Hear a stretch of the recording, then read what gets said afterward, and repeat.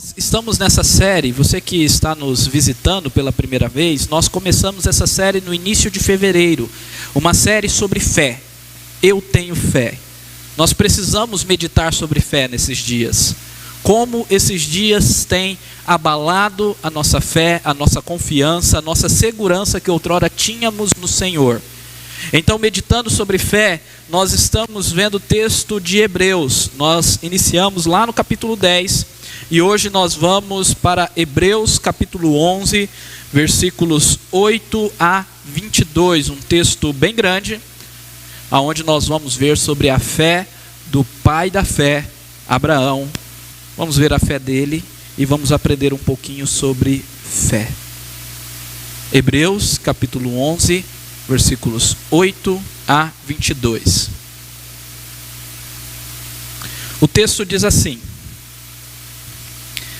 pela fé, Abraão, quando chamado, obedeceu, a fim de ir para um lugar que devia receber por herança, e partiu sem saber onde ia. Pela fé, peregrinou na terra da promessa, como uma terra alheia. Habitou em tendas com Isaque e Jacó, herdeiros com ele da mesma promessa, porque aguardava a cidade que tem fundamentos, da qual Deus é o arquiteto e edificador.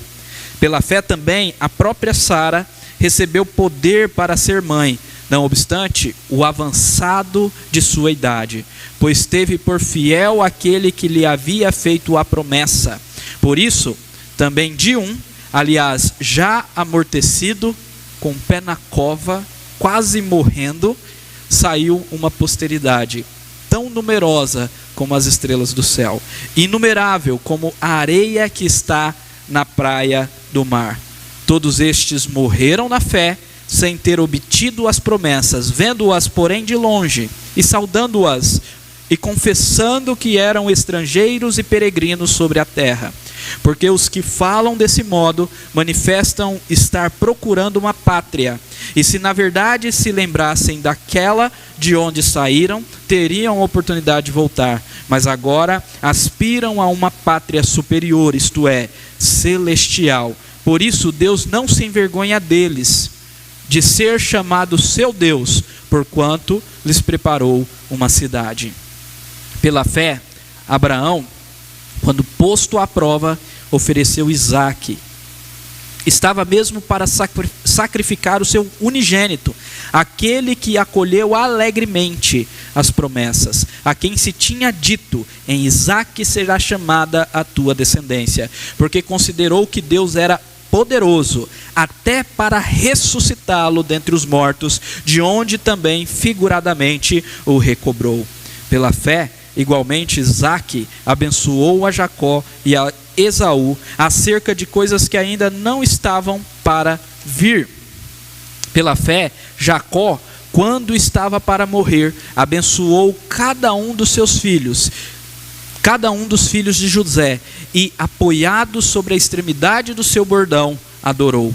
Pela fé, José, próximo do seu fim, fez menção do êxodo dos filhos de Israel, bem como deu ordens quanto aos seus próprios ossos. Amém. Vamos orar mais uma vez? Pai querido, em nome de Jesus, aplique a tua palavra em nossos corações e que nós possamos compreendê-la, entendê-la de maneira clara e sermos desafiados pelo teu Santo Espírito a esta fé, a fé genuína e verdadeira, que confia e descansa no Senhor, em nome de Jesus. Amém.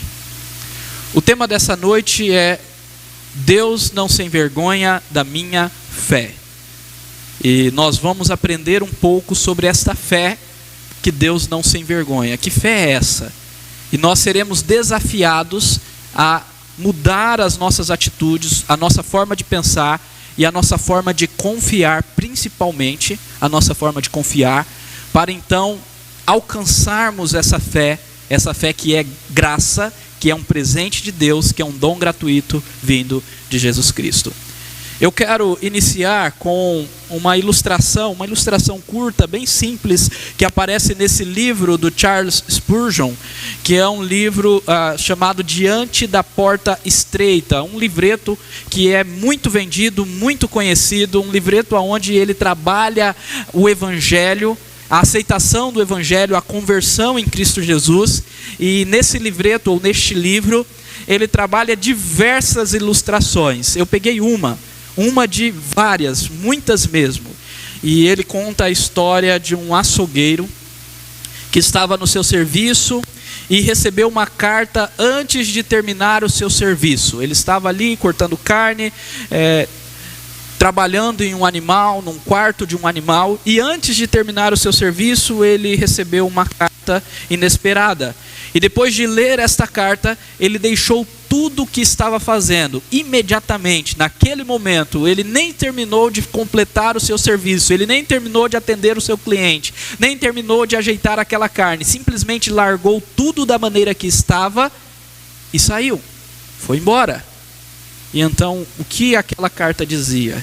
Aquela carta falava que ele havia recebido uma herança considerável, uma herança de um valor enorme, de um parente seu, de um tio, de um irmão, de uma irmã, da mãe, do avô, e ele saiu depressa para receber essa herança.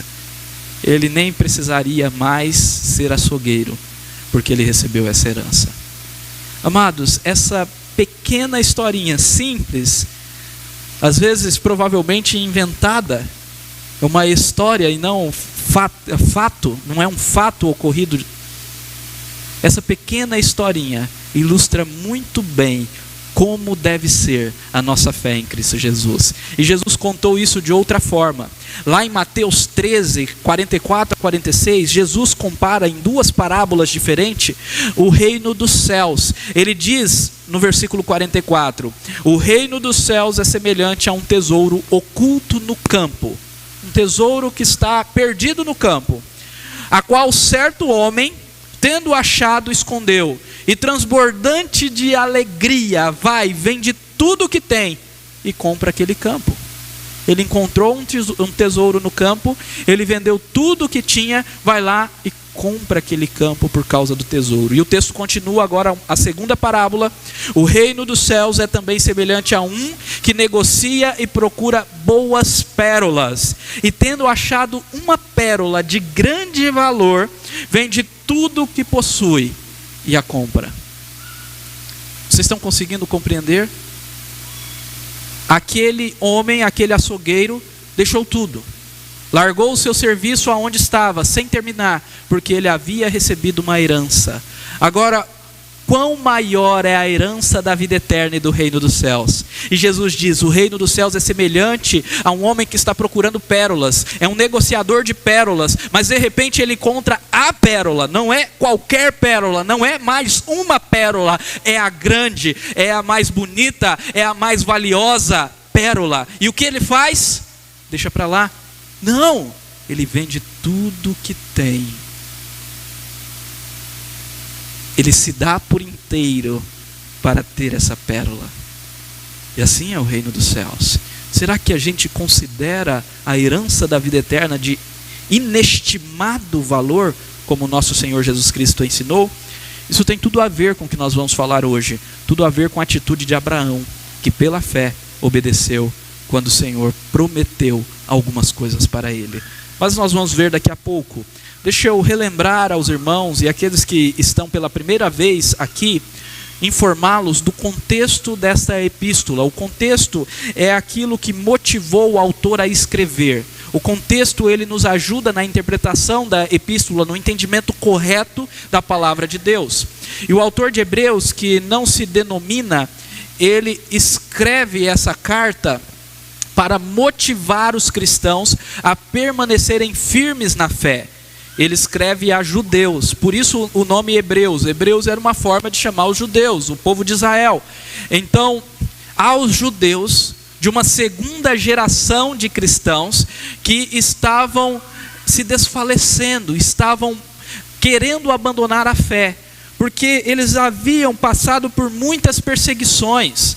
Como por exemplo, eu já citei várias vezes esse exemplo, Nero em uma oportunidade colocou fogo em Roma e culpou os cristãos por causa disso. E os cristãos passaram a ser queimados em praças públicas.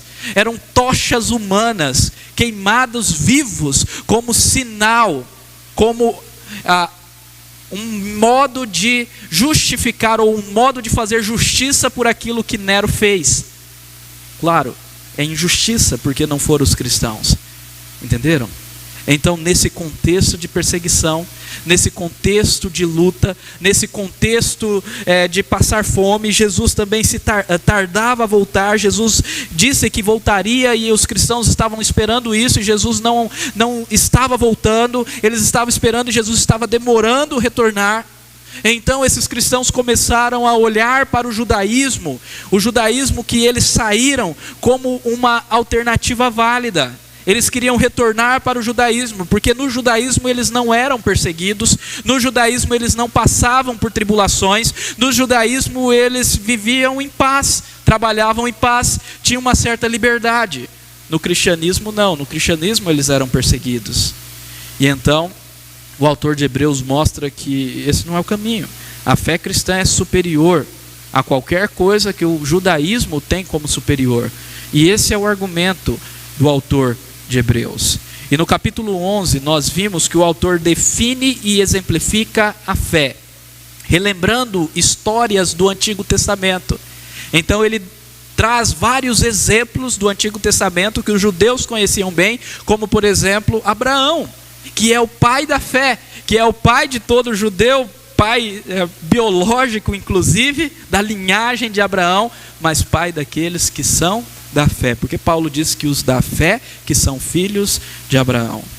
E o seu argumento em toda essa epístola é que a fé, prestem bastante atenção nisso, a fé é a confiança plena nas promessas de Deus, demonstrada na obediência de sua palavra, mesmo que o cumprimento dessas promessas não possa ser visto. Então esse é o grande ponto. Fé é confiança plena nas promessas, na fala de Deus, porque Deus falou e Deus é fiel. É isso que nós estamos aprendendo nesses exemplos. Isso vai ficar claro agora no exemplo de Abraão. Mesmo que nós não consigamos ver o cumprimento da promessa, e era o caso daqueles judeus, eles se converteram. Normalmente a gente pensa, se converter a Jesus, tudo vai ficar bom, não é? Não vai ter sofrimento, nós passaremos momentos alegres, Jesus vai nos dar tudo o que quer, vai resolver todos os nossos problemas, não é verdade? Mas não, ser cristão não significa que Deus vai resolver todos os problemas, que nós não passaremos por nenhuma tribulação. Ao contrário, ser cristão significa que seremos perseguidos como Cristo foi. Jesus mesmo disse isso. E aqueles cristãos estavam passando por perseguições, Jesus estava demorando vir, as promessas estavam demorando se cumprir, eles estavam desanimados. Então o autor de Hebreus está buscando os verdadeiros cristãos, não os que abandonaram a fé, porque esses que abandonaram a fé nunca tiveram fé verdadeira, mas ele estava buscando os verdadeiros cristãos que podem sim desanimarem, mesmo diante de uma pandemia. A pandemia deveria nos trazer mais para próximo de Deus, mas às vezes parece que nós nos afastamos quando há perseguição, quando há problemas, quando há tribulação. Então é esses cristãos que ele está procurando, dizendo, olha, fé, confiança plena nas promessas de Deus e obediência. Confiança e obediência, isso é fé na sua palavra, mesmo que nós não estejamos vendo o cumprimento. Por isso, ele diz no versículo 6 desse capítulo 11, que sem fé é impossível agradar a Deus. Sem fé não tem como agradar a Deus. Deus se agrada de pessoas crédulas, daqueles que têm fé em Cristo Jesus. Na semana passada, então, nós vimos, só um resuminho do sermão da semana passada, que pela fé Abel adorou a Deus com excelência, oferecendo a Deus a verdadeira religião, as primícias do seu coração, o sacrifício das primícias do seu rebanho. Isso foi agradável a Deus. A fé de Abel foi agradável a Deus. Pela fé, Enoque viveu na presença de Deus de forma santa e justa, mesmo em uma sociedade corrupta. Vamos lembrar que Enoque viveu naquela mesma sociedade que tempos depois Deus destruiu com Noé. Sociedade corrupta, mas ele viveu de maneira justa, de maneira santa na presença de Deus e foi transladado por isso. Foi levado aos céus sem morrer. Pela fé, Noé obedeceu a Deus e construiu uma arca durante 120 anos construindo uma arca, apenas ancorado na palavra de Deus. E Deus diz: meu querido irmão, minha querida irmã, faça isso. Ele diz na palavra, nós temos a palavra dele hoje. Ele diz para nós cumprirmos a palavra, obedecermos os seus ensinamentos. Mas nós nos recusamos por falta de fé, por incredulidade ou por rebeldia. Mas Noé não. 120 anos sem ver uma gota de chuva, construindo um barcão de todo tamanho, mas construiu, porque ele cria na palavra do Senhor. Isso é fé. Hoje então vamos aprender sobre a fé dos patriarcas. Esse termo é utilizado para designar os três, Abraão, Isaque e Jacó, porque eles são os pais da nação de Israel, e Abraão é considerado o pai da fé. Então eles são os patriarcas. As histórias deles, inclusive, se assemelham muito, parecem muito uma com a outra. Então Abraão, Isaque e Jacó, os patriarcas, os quais Deus não se envergonha de ser chamado Deus deles. E esse é o ponto aqui. No versículo 16 diz que Deus não se envergonha de ser chamado Deus de Isaque, o Deus de Abraão, Deus de Isaque e Deus de Jacó. E por isso que o tema dessa noite é esse: Deus não se envergonha da minha fé. Nós vamos entender por que Deus não se envergonha de ser chamado Deus de Abraão, Isaque e Jacó, observando a fé deles. E para isso nós vamos analisar esse texto com o intuito de nos motivar a buscar essa fé em Cristo Jesus. Como eu disse, meus irmãos, essa fé é um presente da graça do Senhor. Você nunca pode pensar que você vai conquistar pela sua própria força, mas Cristo pode te dar à medida que você se submete a Ele. Então, Deus não se envergonha da minha fé. Quando? Primeiro, quando confio nas promessas de Deus e obedeço a sua palavra. Eu já falei sobre isso, que fé é confiar nas promessas e obedecer a palavra. Isso está muito claro aqui nos primeiros versículos. Olhem comigo. Pela fé, Abraão, quando chamado, obedeceu, a fim de ir para um lugar que havia de receber por herança, e partiu sem saber aonde ia. Se assemelha muito à história do açougueiro que eu iniciei. O açougueiro recebeu um bilhete dizendo que ele tinha recebido uma herança, e ele foi embora. Abraão igualmente. Agora Abraão não recebeu um bilhete, Abraão recebeu uma revelação do próprio Deus.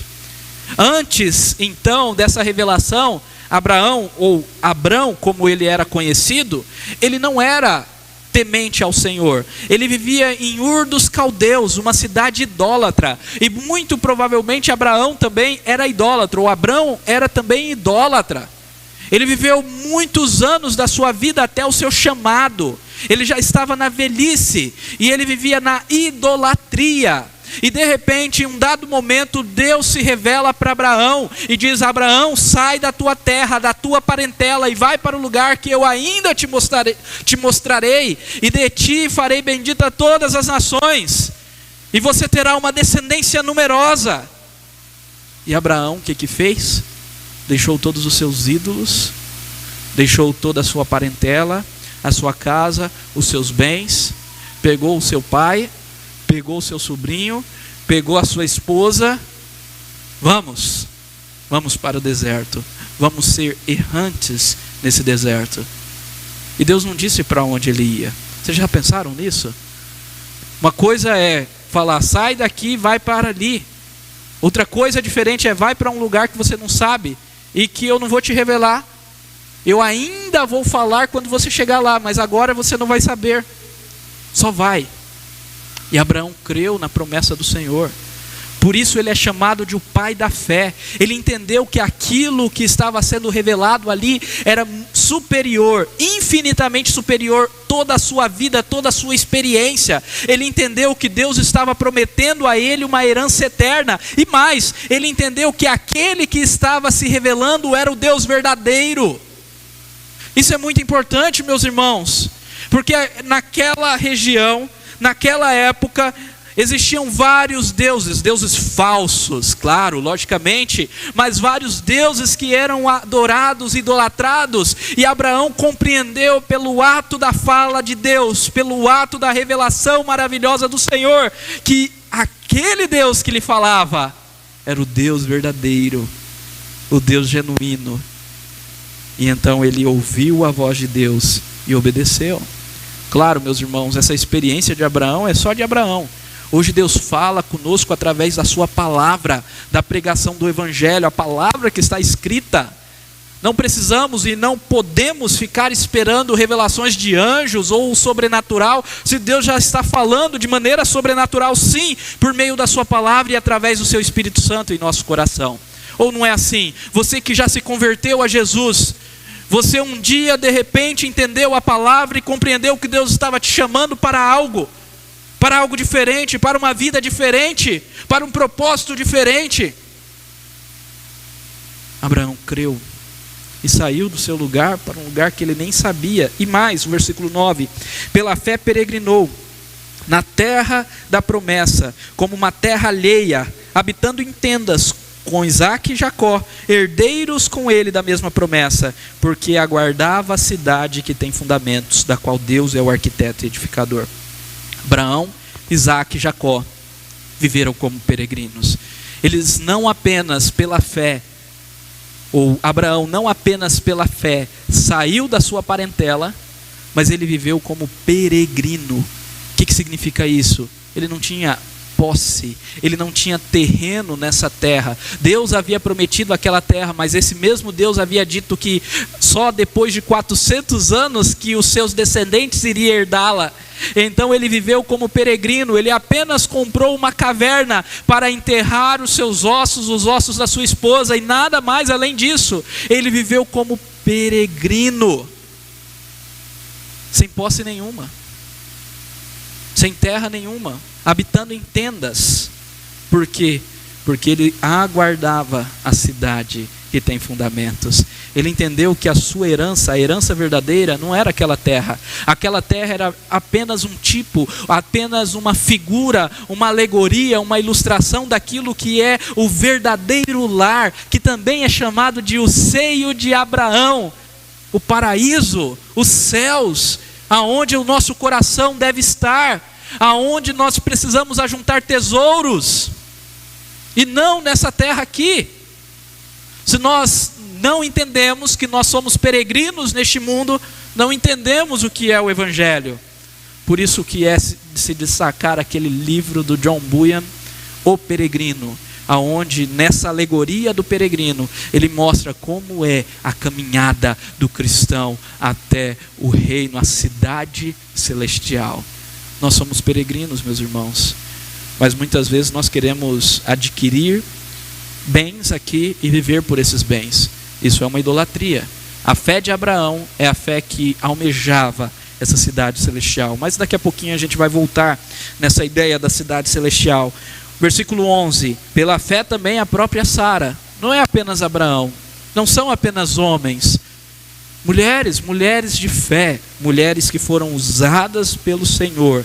Pela fé também a própria Sara recebeu o poder para ser mãe, não obstante o avançado de sua idade. Abraão tinha 100 anos e Sara 90 anos. Ela era estéril, mas mesmo assim ela recebeu poder para ser mãe, porque o filho era o filho da promessa.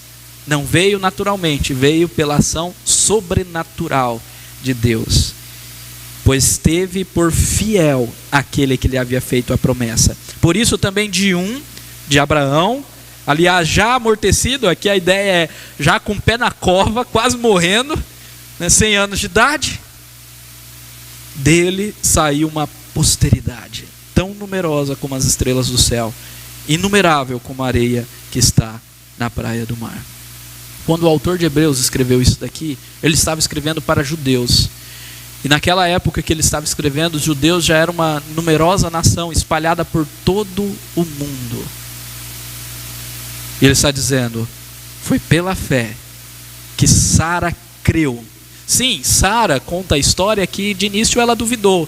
E ela riu, porque ela já era velha, mas depois ela confiou. Inclusive o nome Isaac significa riso, para mostrar a sua confiança de que o Senhor faria esse milagre em sua vida. Isso é maravilhoso. Sara creu após duvidar, creu e se tornou mãe em sua velhice, pois quem fez a promessa é fiel. Irmãos, prestem atenção num detalhe aqui. Quem fez a promessa é fiel. O foco aqui não é a nossa fé.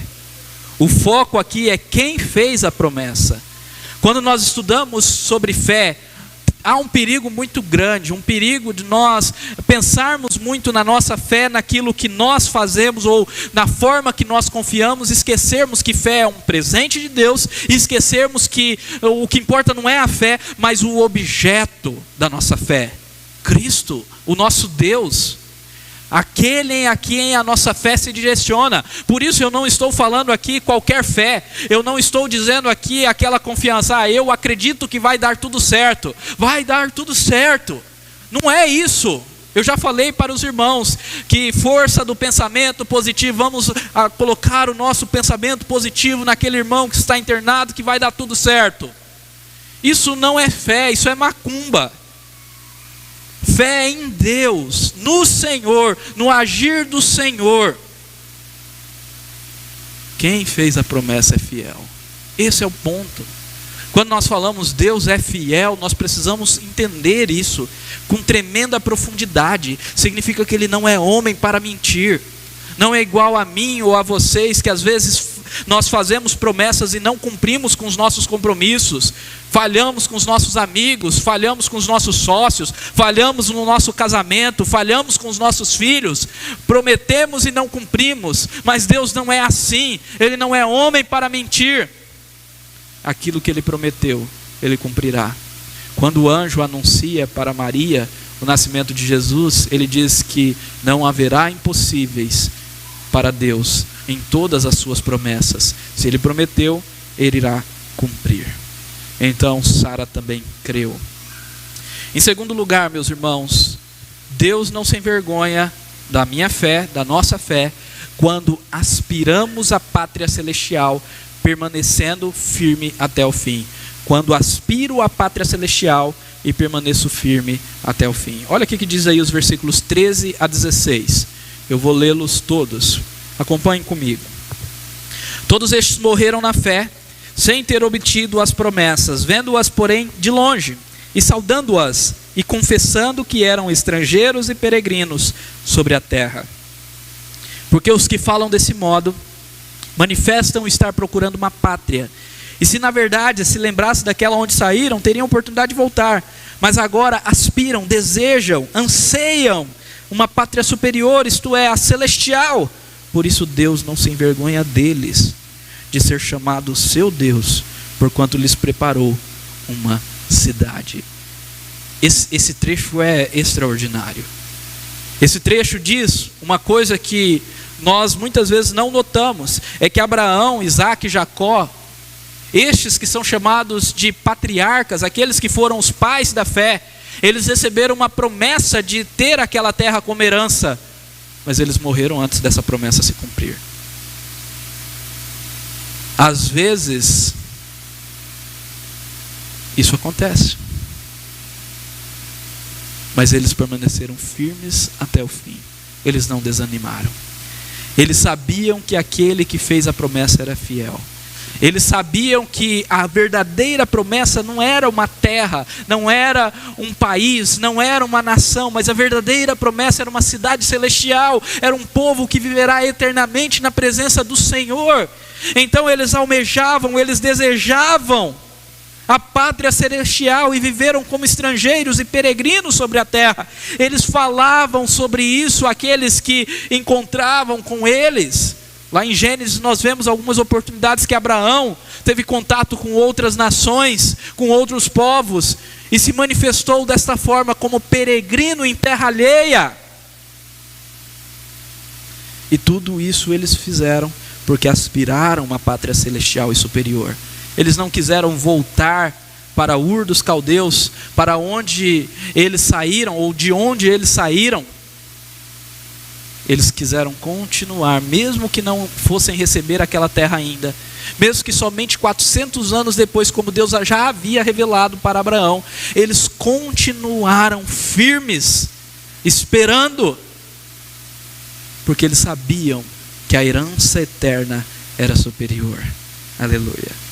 E o texto diz: e por isso, por aspirar essa pátria superior, isto é, celestial, não material, mas espiritual, esse reino eterno do nosso Rei eterno e imortal Jesus Cristo, por aspirar essa pátria, Deus não se envergonha deles, de ser chamado seu Deus, porquanto lhe preparou uma cidade. Os irmãos, muitos não permanecem firmes. O próprio Senhor Jesus Cristo nos ensinou isso na parábola, por exemplo, do semeador, que há aquela semente que cai entre os espinhos. E essa semente que cai entre os espinhos, as perseguições, os sofrimentos, os prazeres do mundo, tiram essa semente, ou faz com que essa semente não cresça e não frutifique. Mata essa fé. Somente a que cai em terra boa cresce e frutifica. Meus irmãos, muitas vezes, pessoas que se assentam ao nosso lado têm um coração em meio aos espinhos. A semente da palavra que é plantada domingo após domingo está entre os espinhos. E essas pessoas abandonam, se afastam quando há perseguição, quando há demora nas promessas. Nós somos imediatistas, não é verdade? Queremos para hoje, queremos agora, e às vezes demora. As promessas do Senhor demoram a chegar até nós.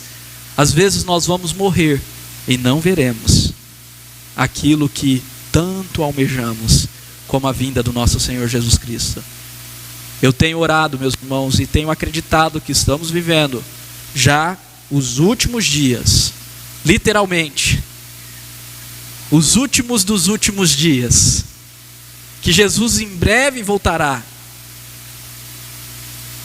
Mas se Ele não voltar e eu morrer, não ver esse dia glorioso da vinda de Jesus ainda vivo, mas ainda assim, eu tenho a promessa da vida eterna, a promessa da ressurreição e a promessa de que estarei neste dia, independentemente de morrer e esse dia ser daqui 200, 300, 400 anos, ainda assim estarei lá e eu confio no Senhor. Então nós precisamos entender isso. É isso que está acontecendo aqui. Eles morreram sem ver a promessa se cumprir, mas eles continuaram confiando. E é interessante porque Jesus, ao falar sobre Abraão, Isaac e Jacó aos saduceus era uma seita hebraica, judaica, que não cria na ressurreição.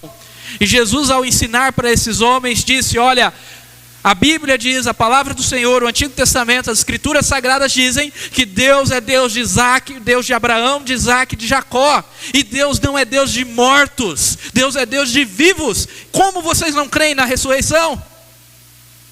O que Jesus nos revelou é que eles morreram sim, mas não estão mortos, estão vivos, porque Deus não é Deus de mortos. Morreram sem ver o cumprimento material daquela promessa da terra, mas receberam o reino eterno e estão vivos. Vivos. Nós precisamos entender isso, meus irmãos. Quem morre, morre no Senhor, está vivo, não está morto. Por que a morte tem nos desesperado tanto, se nós cremos que se morremos estaremos vivos com o Senhor? Por que temos tanto medo de morrer? Se morrermos estaremos na pátria eterna. Creia nisso. Por isso Deus não se envergonha deles. Deus não se envergonha deles. Aleluia. Olha o que o reverendo Augustus Nicodemos diz. A fé não é uma coisa mágica, que faz com que tudo tudo de bom que Deus nos prometeu aconteça em nossa vida quando queremos. O quando queremos é importante. Então a fé não é uma coisa mágica que faz com que quando eu quero, na hora que eu quero, no momento que eu quero, tudo que Deus me prometeu de bom aconteça. Não. A fé, ao contrário, é a capacidade de confiar, de continuar confiando em Deus, mesmo quando tudo dá errado e mesmo quando a promessa dele parece demorada em seu cumprimento. Quando tudo dá errado, quando parece que Deus está demorando em cumprir a sua promessa, você continua confiando? Isso é fé. Em terceiro lugar, Deus não se envergonha da minha fé quando entrego tudo para Deus, até aquilo que mais amo. E agora os versículos 17 a 19, eu vou ler aqui para os irmãos. Pela fé, Abraão, quando posto à prova, ofereceu Isaque. Estava mesmo para sacrificar o seu unigênito, aquele que acolheu alegremente as promessas, a quem se tinha dito: em Isaque será chamada a tua descendência, porque considerou que Deus era poderoso até para ressuscitá-lo dentre os mortos, de onde figuradamente o recobrou. Abraão, como exemplo de fé, mais um dos seus atos de fé, ele entregou Isaque ao Senhor. Foi um pedido do Senhor. O Senhor sabia que Isaque era o seu filho amado. Inclusive no texto de Gênesis, aonde nós temos essa passagem, é dito a Abraão, Deus fala para Abraão: pega o seu filho, seu único filho, aquele que tu amas, e oferece para mim. Claro, Deus não iria permitir que Abraão matasse aquela criança. O propósito não é a morte daquela criança, mas toda essa história, todo esse evento, Deus tem um propósito maior, e Ele pede por pelo menos dois grandes motivos. O primeiro é para trabalhar a idolatria de Abraão. Deus está pedindo: Abraão, entregue o seu filho, aquele que tu amas, o seu Isaque, aquele que o seu coração se apegou. Por quê? Eu quero que o seu coração seja inteiramente para mim, que você me ame acima de tudo, acima do seu Isaque. Já pensou? Se Deus pede para você, seu filho, né? Eu fico pensando, pega a Sofia, sua única filha, aquela que tu amas, e entregue. Será que nós faríamos isso? Aqueles que são pais, que são mães. Agora pense em outro, quais são os seus Isaques, né? Pense em outra coisa que você ama, que é ídolo no seu coração. Pegue aquilo que você idolatra, a sua carreira, a sua profissão, o seu título, a sua empresa, e por aí vai.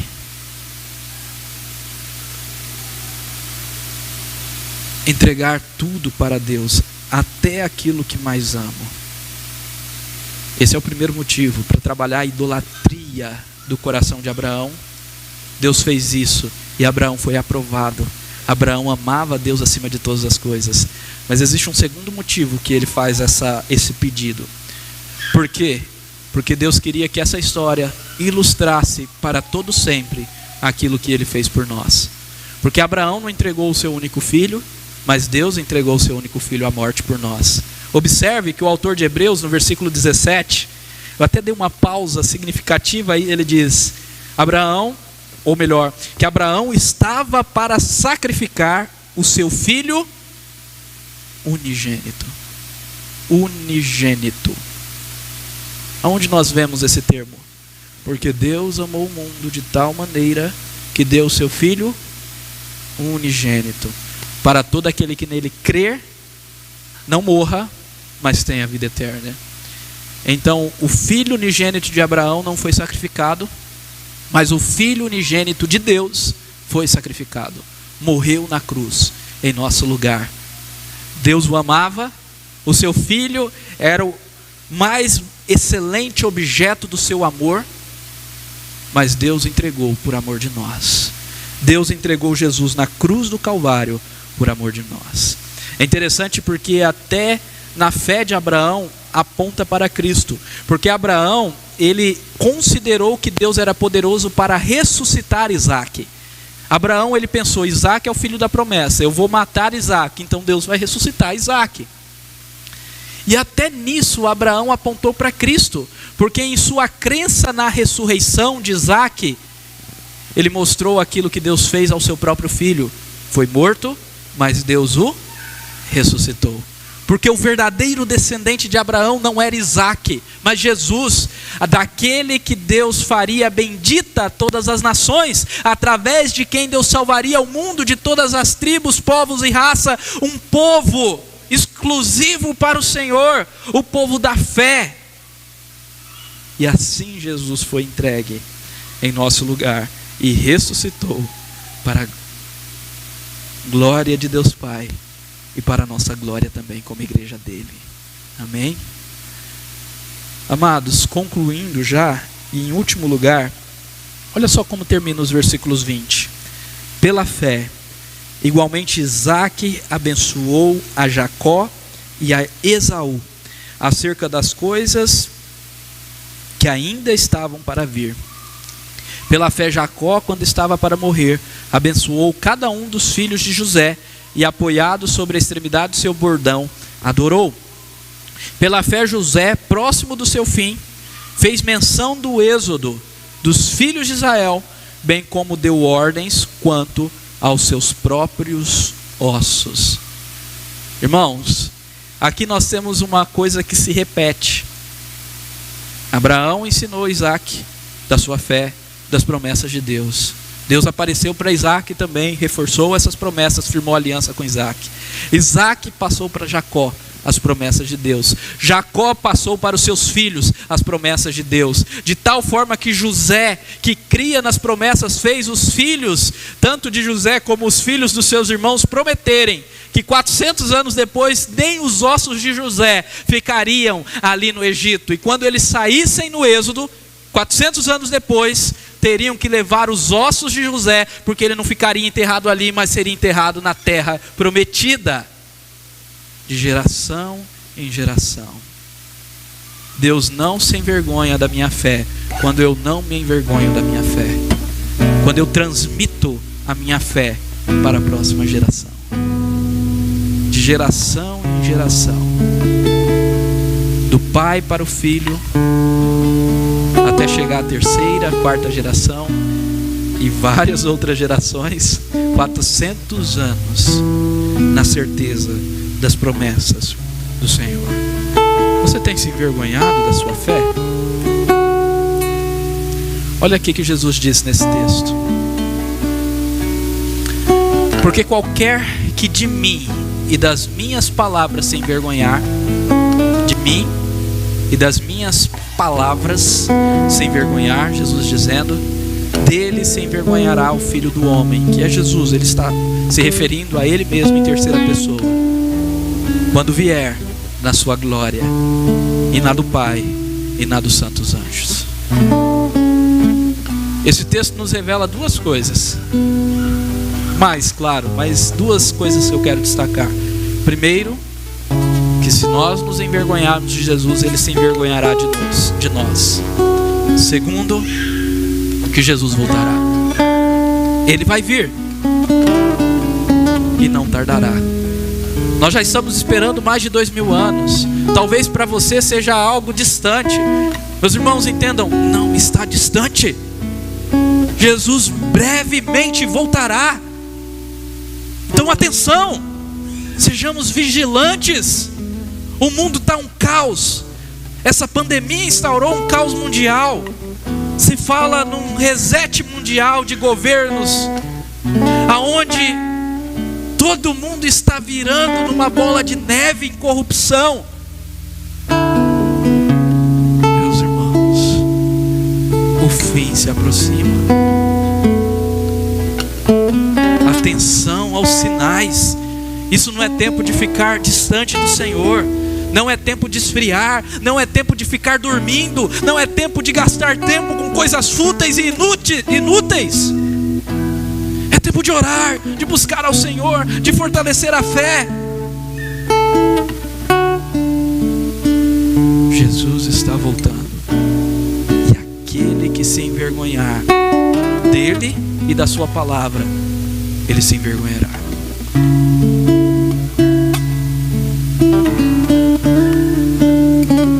Não se envergonhe, meu irmão, da sua fé.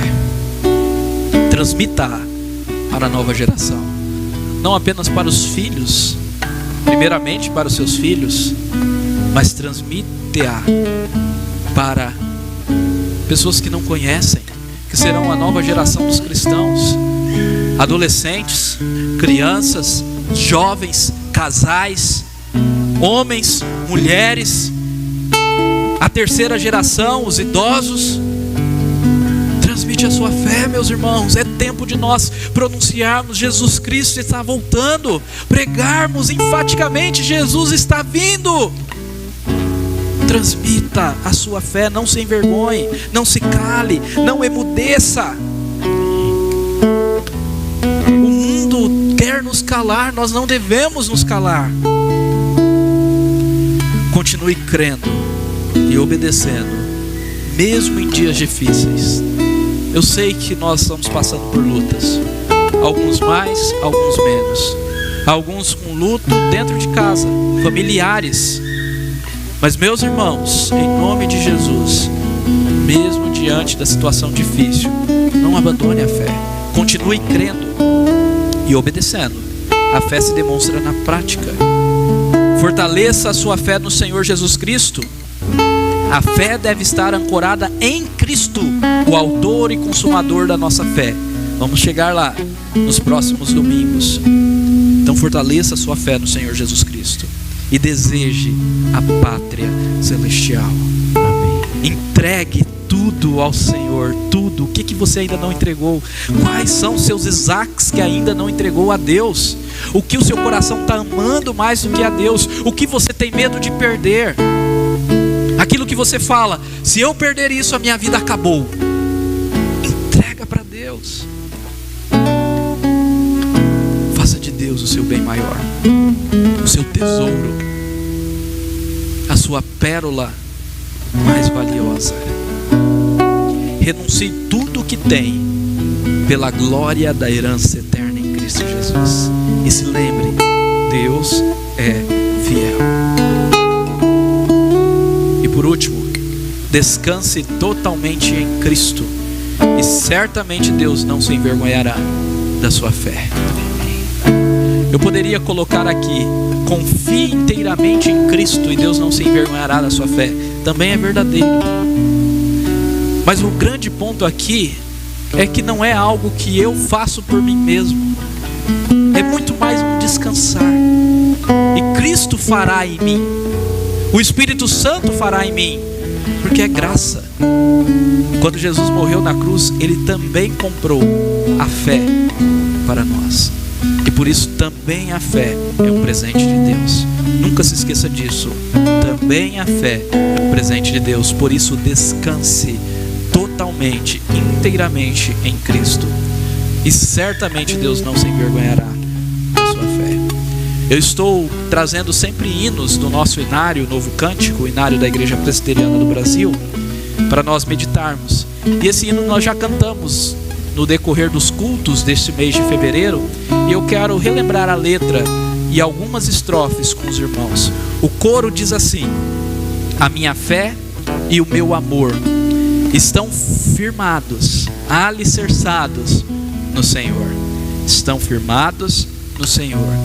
E olha só: se não lhe posso a face ver, nós não vemos Jesus face a face fisicamente, mas pela fé eu vou viver. Em cada transe a suportar, eu hei de nele confiar.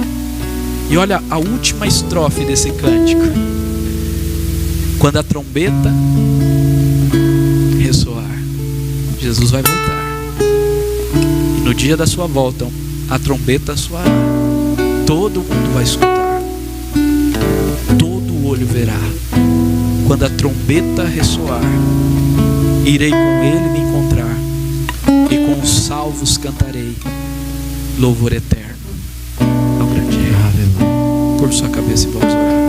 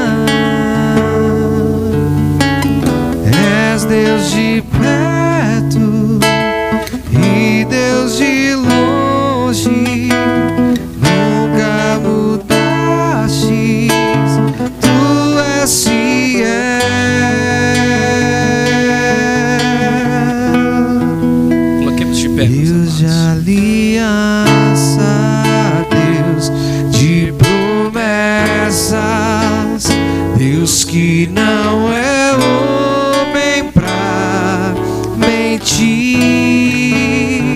Tudo pode passar, tudo pode mudar, mas tua palavra vai se cumprir. Aleluia, Senhor. Obrigado, ó Pai, porque o Senhor é fiel. Nós temos fé em Cristo, Senhor, nosso Deus, que nos prometeu a vida eterna, mesmo que no mundo passemos por tribulações. Nos prometeu a vitória em Cristo Jesus, porque Cristo já venceu. Aleluia. Confiamos e nos entregamos inteiramente ao Senhor.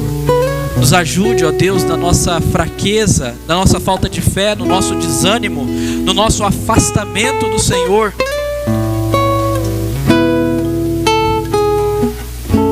Fortalece a nossa fé, Pai. Consagre os nossos corações a Ti, inteiramente e completamente. Que o nosso amor seja voltado, acima de tudo, ao Senhor, à Sua glória. Em nome de Jesus.